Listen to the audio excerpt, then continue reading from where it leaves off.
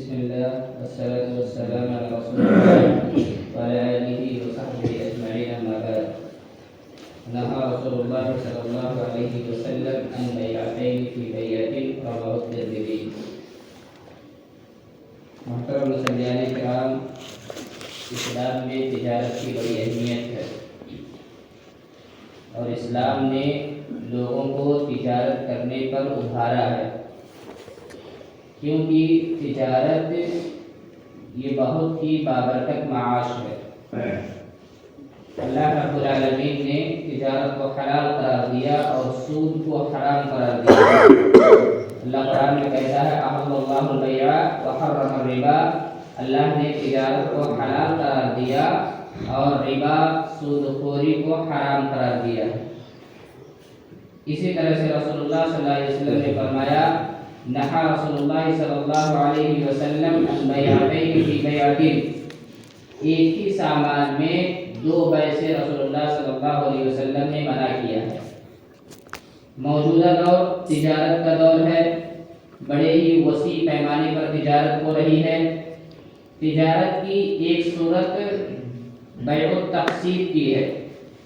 بیع التقسیط کا مطلب ہوتا ہے قسط پر سامان لینا، قسط پر سامان دینا۔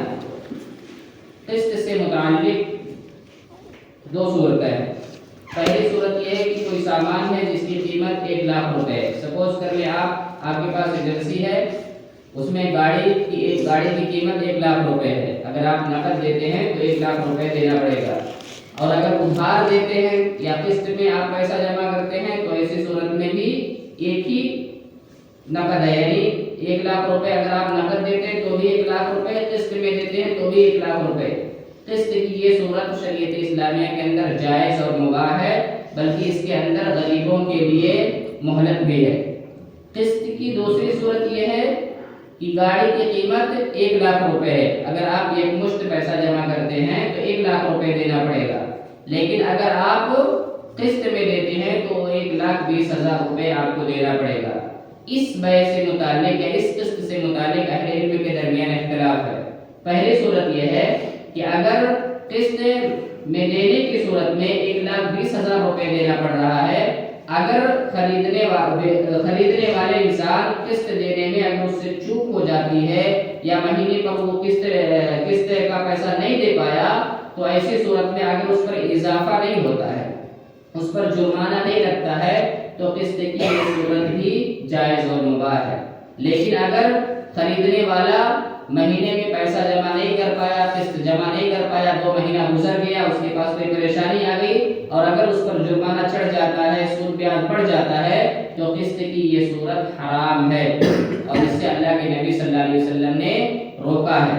لہذا ہمیں اور آپ کو ہر ایک انسان کو یہ کوشش کرنی چاہیے وہ قسط پر سامان نہ لے، اگر قسط کی صورت میں زیادہ پیسہ دینا پڑ رہا ہو تو۔ اگر زیادہ پیسہ نہیں ہے، ادھار لینے کی صورت میں بھی وہی قیمت ہے اور نقد دینے کی صورت میں بھی وہی قیمت ہے، تو ایسی صورت میں آپ قسط پر سامان لے سکتے ہیں۔ لیکن اگر قسط کی صورت میں لینے کی وجہ سے پیسہ زیادہ دینا پڑ رہا ہے تو ہمیں اس سے بچنا چاہیے، کیونکہ یہ بیع شریعت اسلامیہ کے اندر حرام ہے۔ ایسی صورت میں ہمیں کیا کرنا چاہیے؟ اگر ہمارے ساتھ ایمرجنسی کا معاملہ ہو جاتا ہے، ہمیں گاڑی ہر حال میں خریدنی ہے، ہمارے پاس بہت زیادہ پیسے نہیں ہیں یا گاڑی کی جو قیمت ہے اس کے مطابق ہمارے پاس پیسے نہیں ہیں، تو ایسی صورت میں ہمیں قرض لے لینا چاہیے۔ ایک دوسرے سے قرض لے کر کے اپنے سامان کو خرید لینا چاہیے۔ قسط کی صورت میں زیادہ پیسہ دینے کی کوشش نہیں کرنی چاہیے، کیونکہ وہ چیز شریعت اسلامیہ کے اندر حرام ہے۔ اللہ تعالیٰ سے دعا ہے اللہ تعالیٰ ہم تمام مسلمانوں کو کتاب و سنت کے مطابق بیع و شراء کرنے کی توفیق عطا فرمائے۔ آمین۔